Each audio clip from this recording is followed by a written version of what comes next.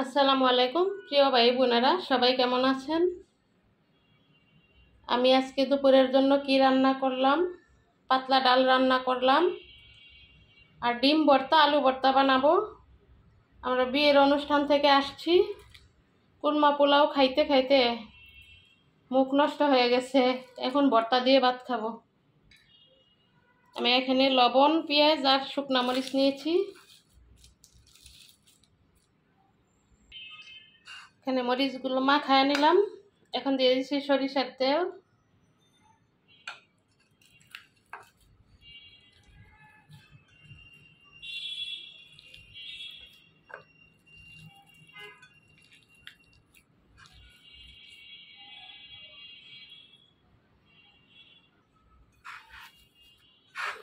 এটা আলু ভর্তাটা মাখানো হয়ে গেছে। এখন আমি ডিম ভর্তাটা মাখাই।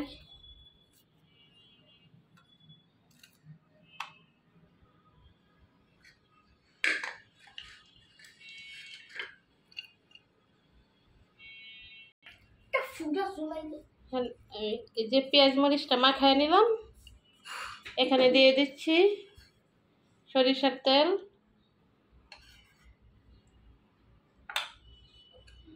তেলটা একটু মোটামুটি বেশি দিলে ভর্তাটা ভালো হয়।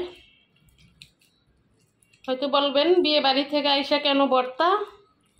এই 3 দিন ধরে যে কি অবস্থা শহরের মধ্যে জানেনই তো। আমি হয়তো একটা ভিডিওতে বলেছিলাম যে আমি বিয়ের অনুষ্ঠানে যাব, আমার মামা শ্বশুরের ঘরের দেবরের বিয়ে। কিছু ভিডিও আমার কাছে আছে, আমি আপনাদের উদ্দেশ্যে ছাড়বো, কিন্তু বরকনের ছবি দেখাতে পারবো না বা ভিডিও দেখাতে পারবো না। আর মুন্সি টুনসির বিয়ে।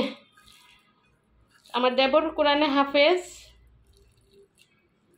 আমার মামা শ্বশুরও হুজুর মানুষ, ওনার 2 ছেলে, আমার 2 দেবর, 2জনই হাফেজ।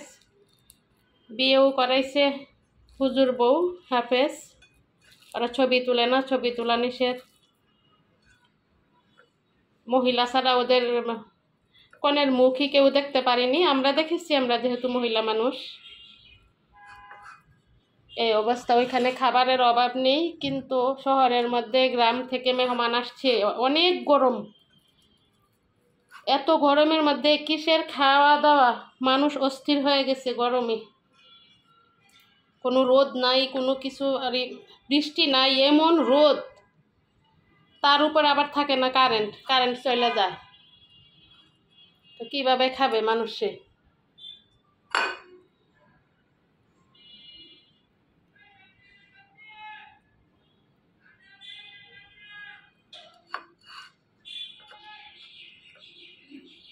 কালকে বউভাতের অনুষ্ঠান গেছে,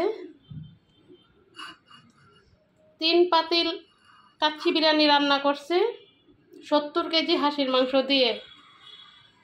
তার উপরে আবার সাথে রোস্ট, টিক্কা কাবাব, বোরহানি এসব ছিল। কিন্তু গরমের জ্বালাই মানুষ খাইতে পারে নাই। 1.5 পাতিল খাবারই বেশি হয়েছে। কিন্তু বাসা অনেক দূরে, শহরের ভিতরে আসতে তো অনেক জ্যাম। কালকেই চলে আসতাম, বাচ্চারা আসতে চায় না, ওইখানে অনেক মানুষ বন্ধু বান্ধব পাইছে, আজকে চলে আসছি। এসে আগে ভাত রান্না করলাম, ডাল রান্না করলাম, আর এখন এই যে ভর্তা বানালাম। ভর্তা দিয়ে আগে খাই, খায়া তারপর ঘুমাবো। 3 দিন ধরে কি যে অবস্থা, গরমে কারেন্ট থাকে না, একটুও ঘুমাইতে পারি নাই। এখন আমি ভাত খাবো, তারপর আগে ঘুমাবো। তাহলে ভিডিওটা রেখে দেই, আমি বিয়ের ভিডিও পরে ছাড়বো, আপনারা দেখবেন। আজকের মতো এখানেই শেষ করলাম। আসসালামু আলাইকুম।